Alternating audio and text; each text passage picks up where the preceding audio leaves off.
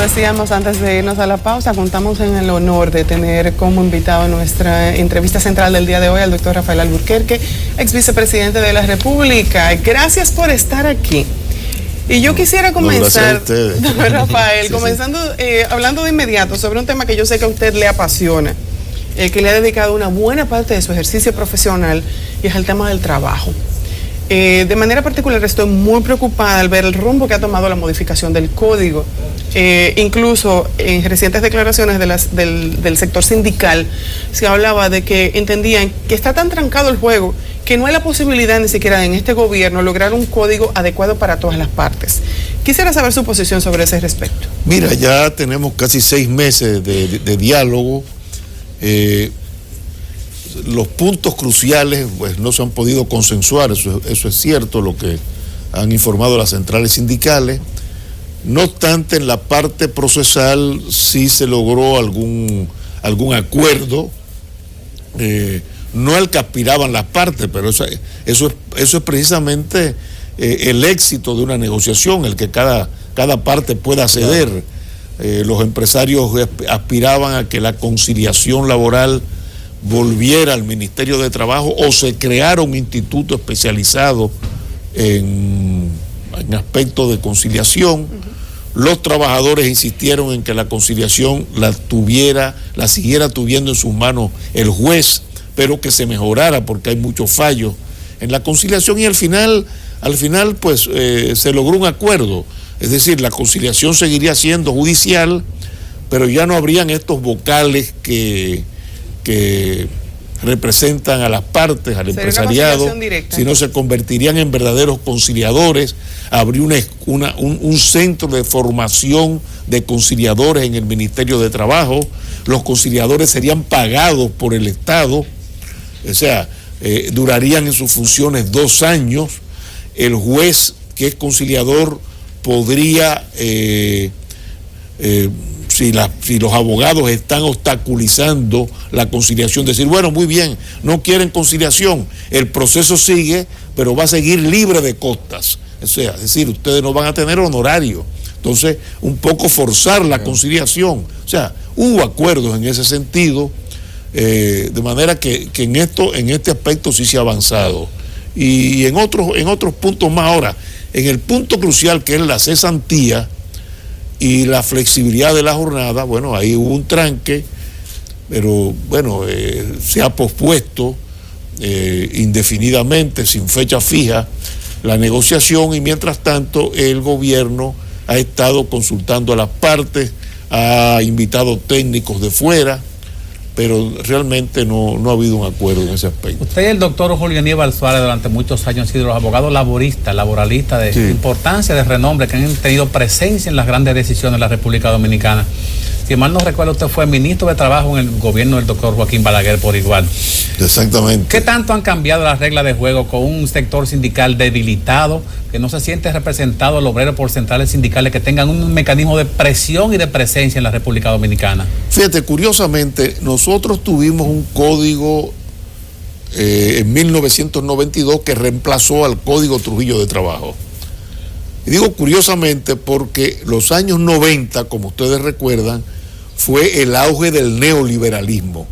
Fue la época en que había que desmontar todas las regulaciones, incluyendo la del mercado de trabajo. Y efectivamente, en toda América Latina, los códigos comenzaron a desregular el mercado de trabajo, excepto el nuestro. El nuestro fue reforzar los derechos individuales y colectivos del mercado de trabajo. O sea, se mejoró todo lo que tenía que ver con los derechos de los trabajadores, lo que era lógico porque venía de un código Trujillo del año 51.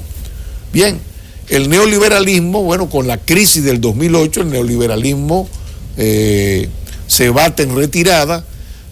Se muestra que el neoliberalismo no es la solución para las desigualdades y las inequidades en América Latina.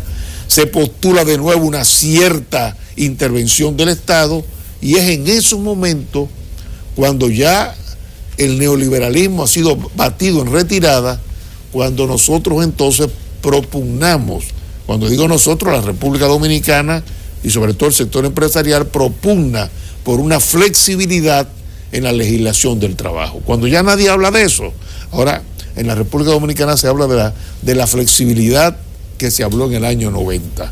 Bueno, pues ese código del año 92, que ya tiene 22, 23 años, va a cumplir ahora en mayo, no ha sido modificado. Es decir, que a pesar de la debilidad del sindicalismo actual, el sector empresarial no ha logrado pues desmontar los avances que tuvo la legislación del trabajo en los años 90. Entonces, don Rafael, a mí me gustaría saber, viendo todo esto y la experiencia que usted tiene y este tranque que hay ahora mismo con esta decisión, ¿cuál para usted sería el escenario ideal?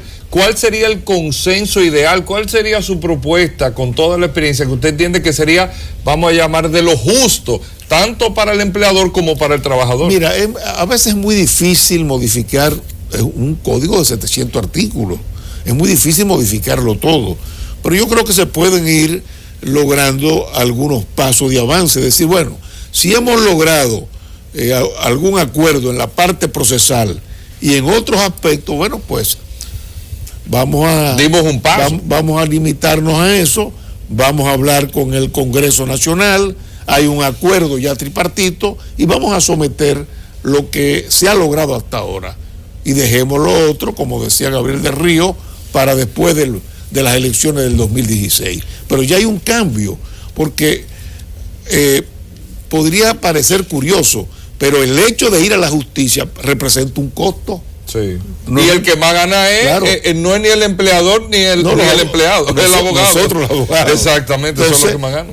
Vamos a lograr algún avance en la parte procesal, claro, mejoremos la parte procesal y continuemos después y veremos qué podremos alcanzar en el futuro. Doctor, déjeme jugar un poco abogado del diablo. Los abogados del diablo cobran duro. Con candela, hay que darle candela. Atención, empresario. Los empresarios han hablado de una doble tributación cuando se refieren al tema de la cesantía. ¿Cuál es, de acuerdo a su experiencia, cuál es la vía que se puede lograr para permitir que este derecho no se pierda? Mira, yo creo que esto hay que aclararlo muy bien, o sea, porque no hay doble tributación. La cesantía se llama auxilio de cesantía. Realmente la naturaleza de ese instituto laboral es lo que en otros países se llama el seguro del desempleo.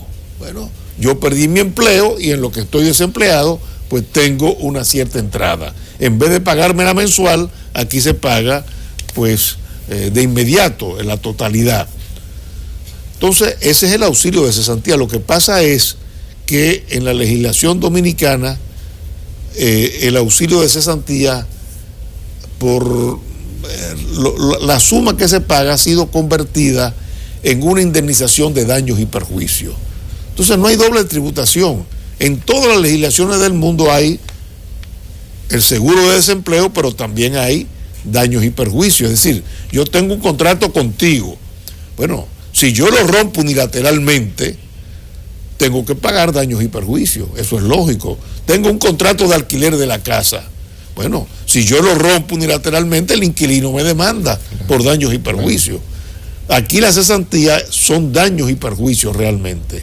Entonces, el sistema chileno, el sistema colombiano, el sistema peruano es, bueno, hay un seguro de cesantía o de desempleo y además daños y perjuicios. Aquí no lo tenemos, aquí solamente tenemos el auxilio de cesantía. La lectura del Capital de Carlos Marx fue una tarea obligatoria de la juventud de la época suya. Las relaciones obrero-patronal, la fuerza de trabajo, cómo el mecanismo de producción ha cambiado totalmente. ¿Hasta dónde ha docenado el sector obrero esta nueva forma de producción en el que la zona franca y la mano de obra simplemente se califican por la cantidad de cosas que se producen, no verdaderamente por cómo va a dignificarse la vida del obrero? Mira, realmente es muy difícil porque, hablando el lenguaje marxista, los nuevos modos de producción han dejado atrás el sistema de la cadena de montaje de Ford, sí, todo el sistema de la organización de trabajo de Taylor. Ahora estamos hablando de una empresa horizontal.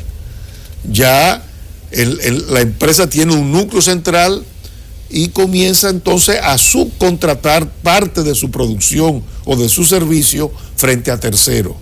Entonces imagínate, es muy difícil la solidaridad de los trabajadores porque los trabajadores comienzan a dispersarse con el caso de la contratación, de la subcontratación, lo que llaman los americanos el outsourcing. Sí.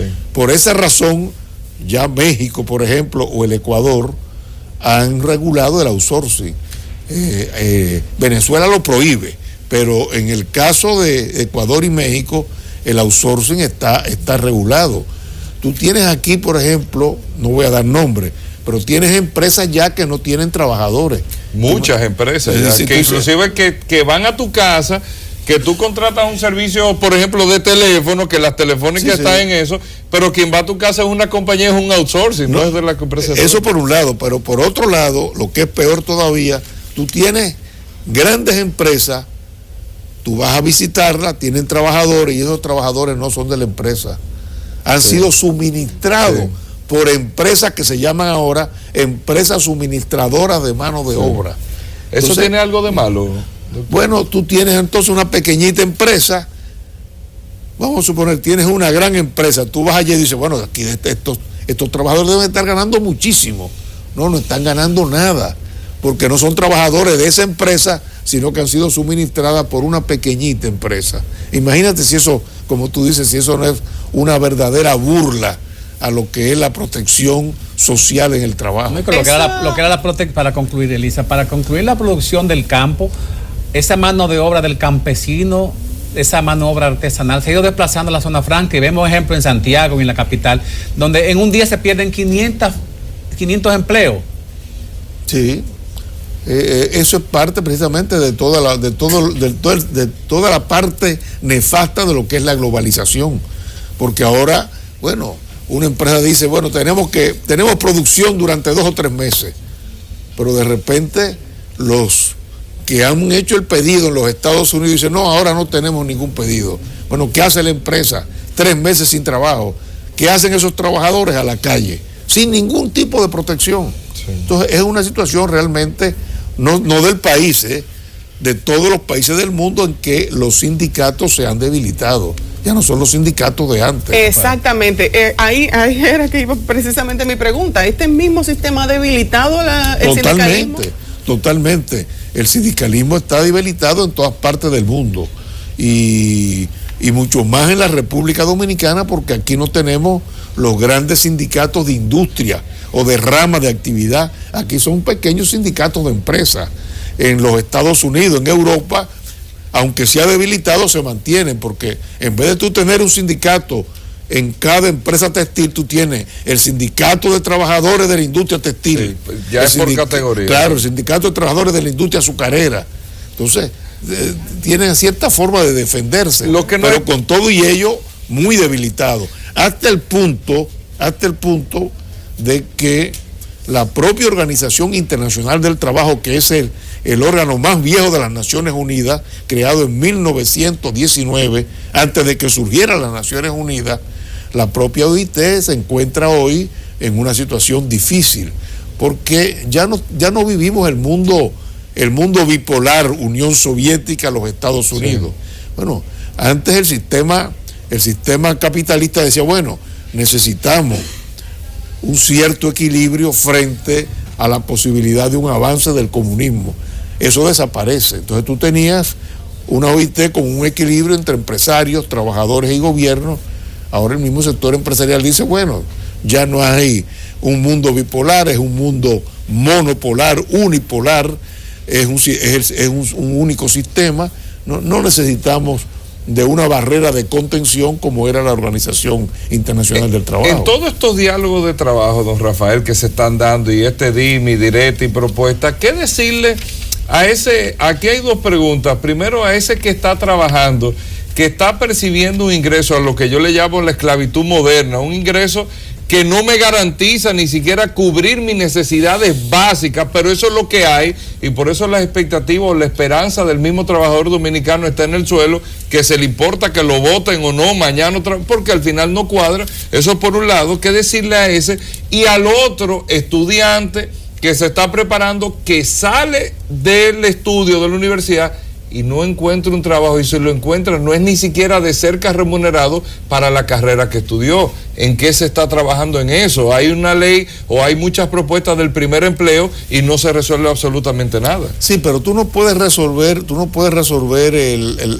ese problema, sobre todo del primer empleo, como se ha querido hacer en la República Dominicana. Con el desmonte de impuestos. Pues no.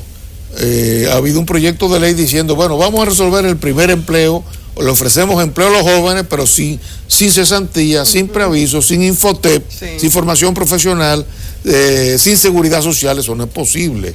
Habría que resolverlo como en otros países. Por ejemplo, si usted me contrata jóvenes de tal edad a tal edad, lo que tiene que pagar la empresa por seguridad social lo va a pagar el gobierno, por ejemplo, o va a tener una exención impositiva en caso de que usted me emplee jóvenes. Es una forma de resolverlo. Naturalmente, aquí viene el gran problema para el Estado dominicano. Es un Estado con un presupuesto limitado, una presión tributaria muy débil, de manera que es un Estado pobre que muchas veces no puede asumir ese compromiso. Y con una gerontocracia sindical que muchas veces está sentada de los dos lados de la mesa del obrero y de la mesa del patrón. Sí, eso también aquí, bueno, yo no me puedo excluir, aquí nos prolongamos en el tiempo, prácticamente no existe el momento de la jubilación. Pero don Rafael, está muy bien eso, y discúlpeme antes de irnos de la pausa, pero está ese joven que está saliendo todos los años de la universidad, se está preparando y no tiene trabajo. ¿Qué hacer? Ahí viene el gran reto. ¿Qué hacer con esos jóvenes? Yo creo que no solamente es universidad, tenemos que seguir insistiendo en lo que es la educación técnico-profesional. Tenemos que llenar el país de politécnicos, de institutos de formación profesional, porque ahí también hay un nicho importante. Yo te voy para antes de la pausa te pongo solamente este ejemplo que lo vi en Alemania. Cuando era secretario de Estado de Trabajo, no había ministerio sino secretaría, yo fui invitado como presidente del Infotep Alemania a un instituto de formación técnico profesional, y ahí me encontré a unos muchachos que estaban aprendiendo yo me quedé espantado. Yo, pero bueno, ¿y cómo es esto? ¿Cómo se tira un plato sin que haya filtraciones? Un plato en una casa. Aquí todas las casas tienen filtraciones. Bueno, es una especialidad en Alemania. ¿Cómo tirar un plato sin que haya filtraciones? El tema del enfoque. El enfoque. Un tema de enfoque. Exactamente. Bueno, eso tal vez resolvería el gran tema que precisamente en el de hoy sale el estudio de la cantidad de jóvenes que está sin trabajo y que, como decía, como dice Hugo, ¿verdad? Sale de la universidad y no tiene una opción de trabajo fuera o sea, que llene sus expectativas. Sí. Vamos a hacer una pequeña pausa. Don Rafael, cuando regresemos, yo quisiera que habláramos sobre política. Tenemos que hablar de política. Vamos a cambiar los platos. Sí. Vamos a la pausa y ya volvemos.